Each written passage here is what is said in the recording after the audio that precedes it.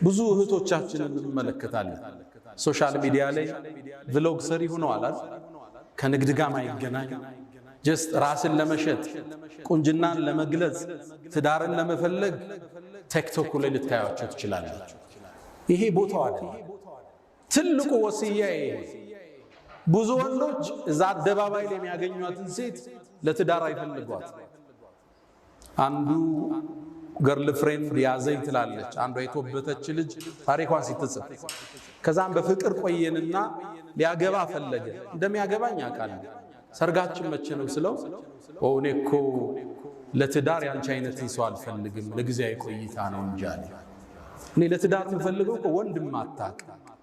ሶሻል ሚዲያዋ ብዙ ረብሻ ውስጥ የሌለች ቁጥብ የሆነች የልጆችን እናት ነው የምፈልጋት አንቺ እኮ ከወላጆችሽ ከሰረኩሽ እኔ ከኔ ማትሰረቅበት ምን ምክንያት አለ ሴቶች ራሳችሁን ጠብቁ ቦይፍሬንድ የሚፈልጋችሁ ካለ ለሽግግር ነው ለትዳር እንዳታስቡ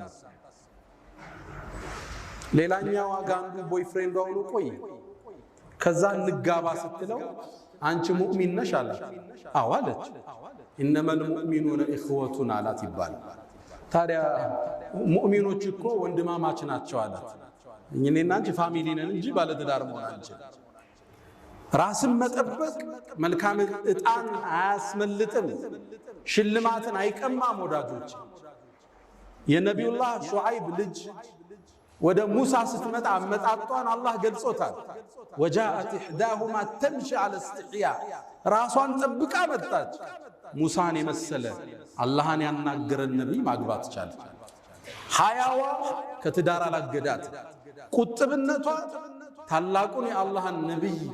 በማግኘት ልትሸለም ተደረገች ትልቁ መልእክት መርየምን ያነሳን ራሳችን እንጠብቅ ወጣቶች በተለይ ሴቶች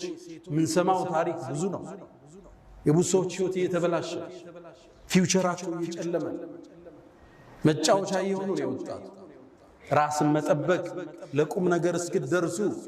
ቤተሰብ ሸልሞ እስኪድራችሁ ድረስ ስሜትን ማረክ ራስን መቆጠብ ከመርየም እንማረው ታሪክ ነው ሁለተኛ ከኹጥባችን የምንወስደው የወላጅ ዱዓ ያረገችው ማነች የመርየም እናት ነበረች አላህ ግን ዱዓዋን ተቀብሎ እሷንም የመርየምን ዘሮችንም ከሸይጣን አላህ ጠበቀ መርየምን ለከፍታ በቃት ወላጆች ልጆችን በማሳደጋው ተቸግረናል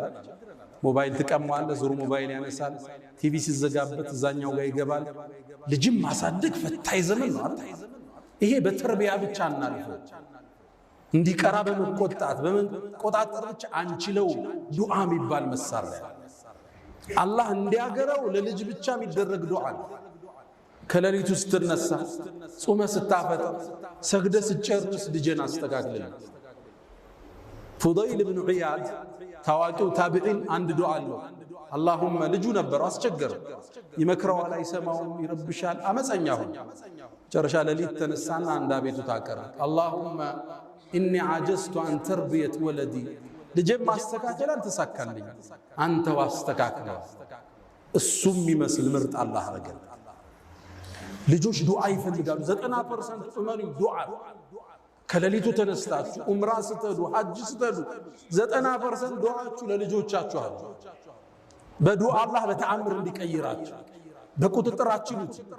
ቴክኒካቸው ብዙ ነው ልጆቹ በቴክኖሎጂውም ትንሽ ተራምደው በልጠውና የሰጣቸውን ሞባይል ቆልፈው በራሳቸው መንገድ ይተከሙታል ዱዓ ከመርየም እናት ምንም ማሮስ ሶስተኛው ኢየሱስ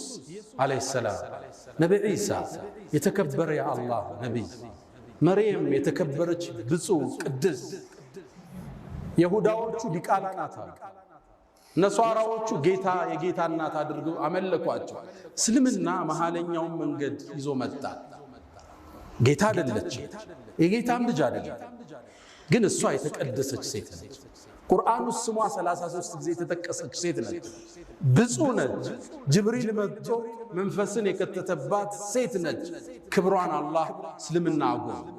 ይሄን ብዙዎቹ ያዙ አስታውሳለሁ እስር ቤት ላይ ያሉ ብዙ ሰዎች እስልምናን ተቀብለዋልና አንዴ ካንዱ ጋር ክርክራ ክርክር ሳደርግ እስልምና ሊቀበል ወሰነና መጨረሻ ግን እኔ እኮ ኢየሱስን ወደዋለሁ እንዴት ነው ጥዬ የምመጣ አለኝ። ኢየሱስን ጥለህ እንዳትመጣ አለ።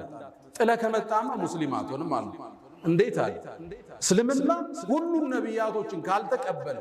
አንዱን ከዘለልክ እምነት ሙሉ አይደለም አለ። እንዴት አለ? አብርሃምንም ሙሴንም ኢየሱስንም መሐመድንም ካልተቀበልክ ሙስሊም አይደለህም አለ። ከዛም አሁን የነገርኳችሁን የመርየምን ታሪክ የኢየሱስን ስነግረው ልጁ ሻሃዳ ከማዝ ውጭ አማራጭ አልነበረው። አብዛኞቹ አያውቁ መርየም እኛ ዘንድ ያላትን ቦታ ቁርአን እንዴት አክብሮ እንደጠራት እሷን አይደለም የእናቷን ዱዓ የሐናን ጠቅሶታል። የአባቷን የቤተሰቡን ስም ምዕራፍ አድርጎታል። አለ ዒምራን የኢየሱስን ተአምር ንገረው። አለ ዒምራንን አልፈ ሱረቱን ኒሳ አልፈ ሱረቱል ማኢዳ ትገባለህ። እሱ ስለ ኢየሱስና ስለ ሐዋርያቶች ነው የሚያወራው። አላህ ከሰማይ እንዴት ማዕድ እንዳወረደላቸው ሱረቱል ማኢዳ አያውቁም። አብዛኛው ሲያውቁ ግን አሁን እየጎረፉ አልሐምዱሊላህ ረብል ዓለሚን